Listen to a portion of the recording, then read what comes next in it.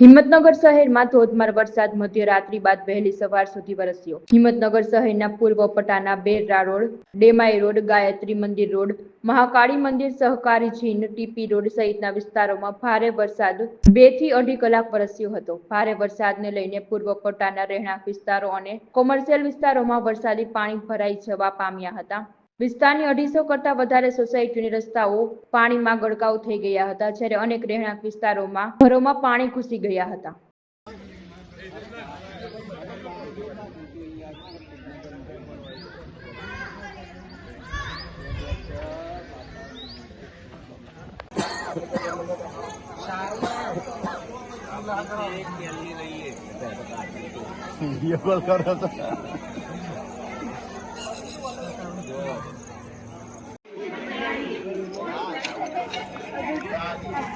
ગાડીઓ તો કાટું છે।